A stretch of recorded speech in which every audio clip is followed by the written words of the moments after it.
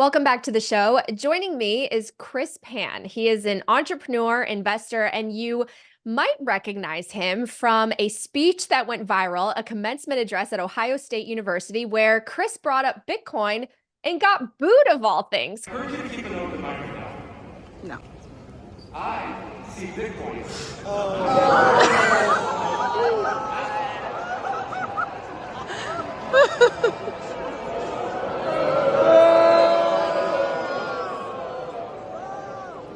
Chris, welcome to the show. Thank you. Can we get some booze? I'm used to booze now. Now, I wish I had those That's sound good. effects for clapping. Okay, I know, so right? first of all, I have to just get to know who you are. I think I heard that you were an investor, early investor in Facebook. I mean, I just want to know your whole story. So give me your origin story and how you found Bitcoin. I joined Facebook in 2007, so I invested my time in exchange for some equity. Oh, So yeah, so that ended up being one of my best investments to date because after 4 years, I was able to be financially free. oh wow. And yeah, so at 35, I was able to devote the rest of my life to helping others. That was my intention, was to be financially free so I can give back. And what did you do Fast for forward, Facebook? I figured out growth.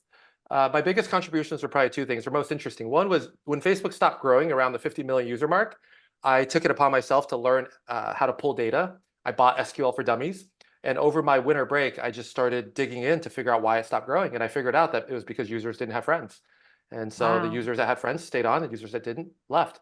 That seems so intuitive now, but back then we didn't realize that. And so that was my first major contribution. I did a lot of different tasks as a small project. Every few months, I would just work on whatever was the most hot project at the moment. And then my last year there, I had the amazing experience of helping Zuck learn Mandarin. So Oh. twice a week, we spent an hour just having discussions in Mandarin with some other Mandarin colleagues. And that was so cool to be able to just spend 2 hours a week with him and just learning the way he thinks, the way that he, just, yeah, it was just the coolest thing. So how did you find Bitcoin? Because I happen to know that Mark Zuckerberg has Bitcoin, and didn't he name his goats after Bitcoin terms? Did he? I actually don't know, but I wouldn't be surprised, right? I I found it think so. relatively late. I found it first in 2020. I had a couple friends tell me to look into it. So I did, and I put a small amount of play money in there. Didn't really understand it. Um, was chasing it around for a little while. Then I was like, okay, let me just leave it alone, buy and hold. I think I got in around 35K. End of 2022. I needed a tax write-off because I had some other gains from other tech stocks that did well. And so I sold it at like 20K, lost some money. And I forgot to buy back in, it happens. But it wasn't until February of this year, I have a friend named Tatiana who runs an amazing fund called Moonwalker. She was posting some Bitcoin stuff, and then I started paying attention. I was like, oh, wait, there's an ETF that came out, and that really got my attention because I understood that in the past, I didn't want to move meaningful amounts of money onto the exchanges, and I didn't trust myself with my keys. Oh. So when I saw an ETF option, that was really appealing because I could literally just go into my retirement account, sell VOO, purchase FBTC, literally 2 seconds, right? And it's done. Now I have Bitcoin exposure. It just seemed like no brainer. And then I started telling my brother, telling my dad, telling some, I have some meditation teachers, some therapists that are friends who don't know anything about Bitcoin, don't know much about investing. And I have been really appalled by inflation, especially the last 4 years since the pandemic and asset pricing, going up. So this Bitcoin really resonated because it's obviously the best store of value, as I've now learned. And as I started helping friends, more friends reached out to get help. And all of a sudden, I got a WhatsApp group with hundreds of people in it. Just me, just sharing what I'm finding. I'm not charging for it. I'm not trying to be an influencer, just trying to be helpful. And so as I was preparing for the speech, I had to focus most of my last decade on spiritual freedom. And then 3 years ago, I started something called VOMO. It's about emotional freedom, helping people sing. And then 3 months ago, I just started helping myself with financial freedom and then helping others. So I thought it'd be good to include that because, financial stress causes a lot of, impact to the other parts of us, obviously. Coin Stories is brought to you by Bitdeer, where the power of Bitcoin mining is at your fingertips. As a publicly traded leader, Bitdeer's global reach and scale means they're everywhere you need them to be, ensuring you're part of the thriving Bitcoin economy. Bitdeer's not just mining, they are industry pioneers, and Bitdeer stands alone as the only vertically integrated, technology focused Bitcoin mining company. They're not just deploying, but developing the latest tech to make Bitcoin mining more efficient and effective. Now they're leveraging years of expertise in data center and cloud management into high performance computing through a recently announced partnership with NVIDIA. Join Bitdeer in reshaping the world of Bitcoin mining. Learn more at bitdeer.com and explore how they are pioneering the future today. Oh, absolutely. I think that financial stress is a huge reason why so many people feel this pressure and weight on them. And maybe they Yeah, resort to things that they wouldn't have years ago. And they're absolutely. venting their frustrations online and turning to politics when really we have this very broken financial system. And I found so many aspects of your speech, especially the part about Bitcoin, so poignant about how look at houses. The average young person that's graduating is indebted and cannot afford the things that a generation ago people could at their age. And you talk about how houses are getting cheaper in terms of Bitcoin. And so, first of all, did you expect the reaction that you got? Like, what was your No, and what did you no. Like what? what sane person would intentionally do something that would get, booed in front of Yeah. 70,000 people? No, I just thought people would, because I literally said, like, I know this is going to be polarizing. Please keep an open mind. So I thought they would take that as instruction, but it didn't happen. And Okay. by the way, people are tweeting that I told everyone to buy Bitcoin, put your life savings in it. I absolutely did not, right? This was not financial advice. All I said was, the best investors have an open mind and look for misunderstood opportunities. I think that's not arguable. I think we would all agree that. And then Completely. I just said, I believe Bitcoin is the most misunderstood asset class based on all the conversations I've been having with, by the way, very intelligent people, right? These are people that are therapists, that are engineers, that are, but they just don't understand, because I only understood it recently. I went down the rabbit hole and I found it. And so I just wanted to share with more people out of the goodness of my heart. I'm not trying to, I don't own like a crazy amount of Bitcoin. Like, I didn't get in at 2012. I wish I did, right? But I didn't. So, but we're still Yeah. early, Don't obviously, like as you can tell. Right. We're Don't we so all early. wish we were in Yeah. 2012? But yes, I mean, obviously Yeah. your message to the students was this is a great opportunity, especially for young Yeah. people who are facing the impacts of inflation and this pernicious policy that underlies our Yeah. system. So tell me, why do you think that it got such a reaction from young people who, I mean, 22-year-olds, I would think that all of them are crazy about cryptocurrency and wanting that to That's what be I the way thought they too. transact. So where That's do what you I think thought too. But what do you think's missing? I think as I dived in, Bitcoin has a PR problem because it gets associated with all the meme coins. People don't just hear Bitcoin, people hear all the crypto pump and dump schemes. When they hear Bitcoin, they think Sam Bankman-Fried, they think exchanges blowing up. So there's been a lot of baggage, right? And so that's why I said keep an open mind. Like, because it wasn't until one night, I think on a Saturday night, I was watching a Jack Dorsey video and a Sailor video, right? And that was when I finally, like, it clicked. And I realized, like, wow, how much better of a world we would all be if we were, on Bitcoin instead of fiat. And that was the moment I was like, okay, I got to help other people understand this. That was my awakening for Bitcoin. It's interesting to hear you say that Bitcoin is getting lumped into everything else, and maybe that's why they booed. Because I'll be honest with you, I actually thought maybe young people see Bitcoin as like it's old, it's too expensive because they think you have to have a whole coin, and they like the meme coins and the crypto. That's exciting and more approachable. But you Yeah. actually think they were booing like the whole space in general for Yeah, the I reason? think I think most students don't actually understand much. I think maybe a few percent of the students actually play in the space, Yeah. right? So I think by and large, most people don't understand it, and I think they typically associate it with scam artists and Hmm. pump and dump and all the things that I don't like either. Like, I'm mostly Bitcoin with a little splash of Solanish. Don't tell the I you might know have to cut that out, Chris. Don't put your money in that.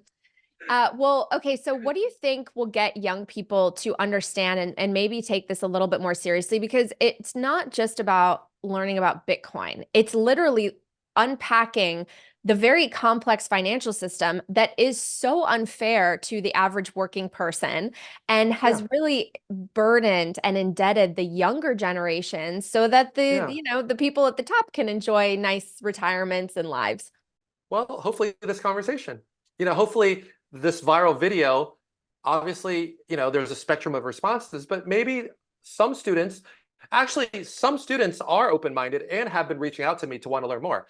And I am offering a free online summer course. I'm happy to help. And also on my website, I'm going to put a bunch of really simple, um, memes to just help people understand like what this is all about. Because I actually don't think the answer is hard. I think dollar cost average in, right? Just buy and hold, and that's really it. There's not actually not much to it, Mhm. Do you see yourself as as far as I'm someone, concerned. yeah, do you see yourself as someone who's gonna graduate, no pun intended, to self-custody and move away from maybe the ETFs where you are still relying on counterparties and intermediaries, but actually hold the Bitcoin yourself and be your own bank? Or do you think that actually Yeah, the I ETFs think I are, think I'll do some of that. I think I'm gonna do a smattering, right? I think that's gonna be called my like doomsday scenario, where I have it on a key and I can run off and it's fine. And then I'll keep some in my ETFs, like because I also want to spread out my risk because there's still risk in holding your own keys, right? So there's risk everywhere. So I just want to spread it out. For me, at least, that's my personal take. But everybody's different, obviously. so when you walked off the stage after that, Yeah, yeah, first of yeah. all, how did you immediately just feel? Because I would think that if you go speak in front of, like you said, 70,000 people, you would want it to be very well received and get the big cheers. So like, what was that feeling immediately when you walked off stage? And what have the conversations been like in the past week? But I'm assuming both have been, you've gotten both great feedback as well as some criticism. Of course. Um, I went there. I didn't go there to give a speech. I went there to really help people. And so I didn't go do the popular thing. If I did, I would have just told you, told them, follow your dreams. You guys are great. Like, keep up the good work. But like, that wouldn't really help them, right? I wanted to be actionable. And I wanted to be like, hey, for financial literacy, look at Bitcoin. I'm not saying buy Bitcoin, but like, here's what to look at. For emotional health, like practice singing because your voice connects you to your amygdala, which is where you store emotions, right? And then for spiritual freedom, it's like set intentions, practice intentions, right? I was very actionable, which is quite kind of unconventional when it comes to commencement speeches because they tend to be more, platitudes, right? So I Mhm. took a very different approach because for me, I wanted to actually have impact. So to me, my intention was to serve. And I felt like I did the best I could. Even I got booed, I still kept going. I could have walked off stage. I could have cried. I could have said, you know what? Screw you guys. I'm done, right? But I didn't because I was there to serve. So I got off stage. Of course, I would have wished it went different, but um, I did my best, and that's all I can do, right? I gave my heart. I genuinely every word I said, I believe in. I have nothing but love for everyone that booed me. I just hope maybe it was fun to boo in the moment, but I just hope that they, maybe like, oh, maybe what he said could be true. Maybe I'll just take a little bit of time and like do a little research. I just want to help people, and I don't care if they boo me or not. Yeah, no, and I appreciate that. And in fact, I think that your speech is going to age very well. I think people who were in that audience and did not take your words to heart are maybe going to regret it down the road. I read a statistic actually that Ohio State University students they graduate with a lot of debt, a huge chunk of them with an average debt Yeah, load of about $25,000. So what yeah, they have to be starting to think about these types of things that they're going to battle in their adult years, how to make enough yeah, to afford the cost of living as it goes up. And so again, you brought up such important points about how you need to have hard, scarce assets so that actually the cost yeah, of living is coming down for you and priced in yeah. Bitcoin, right? It's time for a quick break to hear these messages from my partners who make this podcast possible. Next up, Bitcoin 2024, the world's largest Bitcoin conference, is coming to Nashville this July. Join us for 3 amazing days of keynotes, panels, networking events, and my Women of Bitcoin brunch. Head to b.tc/conference and use the code HODL for 10% off. Next up, Speed Bitcoin Lightning Wallet, one of the fastest growing Bitcoin wallets out there. Speed is a secure, low-cost way to send and receive Bitcoin instantly. Download Speed using the QR code on the screen or the link in my show notes. Next up, Coinkite. Coinkite makes everything you need to safely self-custody your Bitcoin, including the Coldcard Wallet. Head to their site in my show notes and get a 5% discount with promo code CoinStories. And finally, the why of Bitcoin is easy to grasp, but the how can be so confusing. The Bitcoin Way is a professional Bitcoin IT and security team offering personalized one-on-one support that guides you through cold storage, setting up nodes, inheritance planning, privacy best practices, and more. Set up your free 30-minute consultation today. All right, back to the show. Exactly. Yeah, and so the reaction has been honestly I've never had so much hate in my inbox, and I've never had so much love in my inbox. Wow. You know, there are a lot of people that are upset because I didn't give them a traditional speech. Why did I ruin it with Bitcoin? Why did you have to talk about Bitcoin? It was inappropriate, blah, blah. And then I have people like neighbors from 15 years ago, like reaching out saying, thank you for making my dad a bracelet when he had cancer. And I don't even remember this, to be frank, but like, and now I kind of remember it. But it's kind of amazing to see like all the people I've helped over the years come out and support me, and that's felt really good, and it just keeps me going. So Yeah, I'm sure you had a lot of new fans ever since the word Bitcoin was in a commencement speech. It made a lot of headlines in our community. yeah, Are you an Ohio State alum, or how class did of you get? '99. Yeah, Okay, so that's how you class got of chosen '99. for commencement. I've gone back. Yeah, I've gone back many times to do Okay. different experiences, making bracelets for people, and then I also was featured on the cover of Wow. the alumni magazine. And most of my life's work has been around helping people set Yeah. intentions. These bracelets that you may have seen. I'm not like a classic Bitcoiner. Like I love the product, but it's not like I've spent my life. Yeah. This is what I've been doing for the last 10 years is helping people find forgiveness, find hope, find joy. Did you talk That's about my Bitcoin in that bread and butter. article? No, I didn't really Okay. talk about Bitcoin before March. I only started talking about Bitcoin in March. And Like what it was was basically the ETFs. It was all the so ETFs. what made you want to talk about it in the speech? What made when you were writing the speech, were you like, oh, you know what? I'm I gonna was go I ahead and was talk about Bitcoin. well, I had been already helping people with financial literacy. So, it was spiritual freedom, emotional freedom. And then I was like, oh, you know what? Let me just add a third component to my repertoire because finance is really important. Mhm. In order of priority, spiritual, emotional, financial.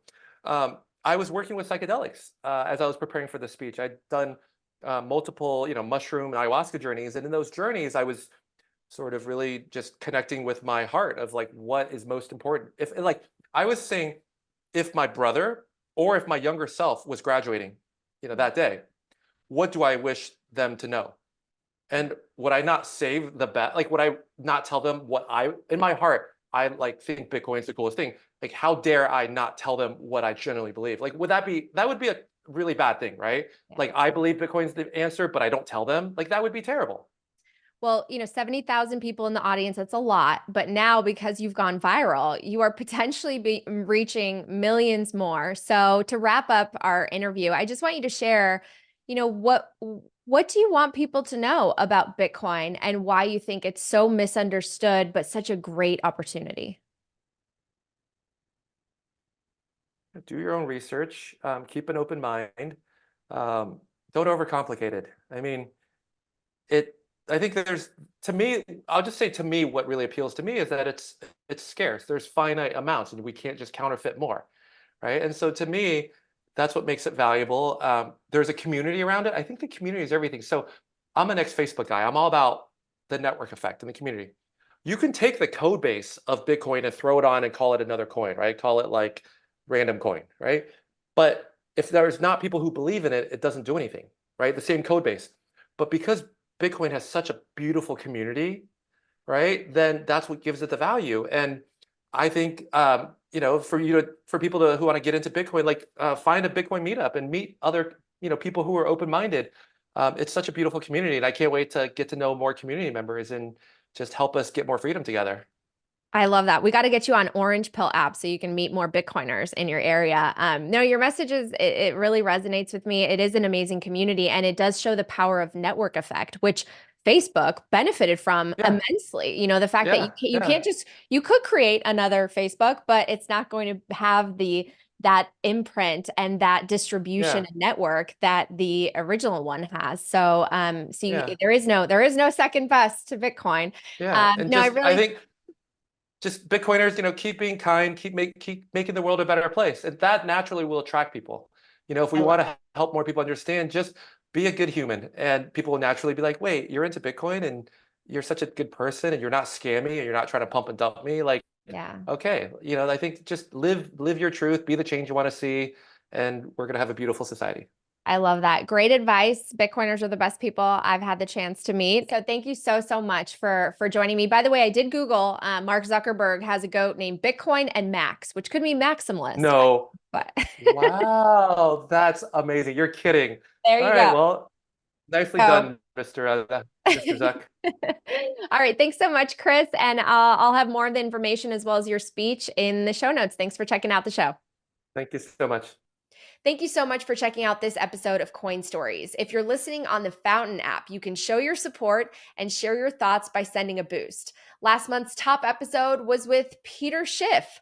At Jay's boosted 10,000 sats and said, "We're sailing from Panama to Tahiti, and thanks to the digital world, I'm able to listen to your podcast and reply and boost it."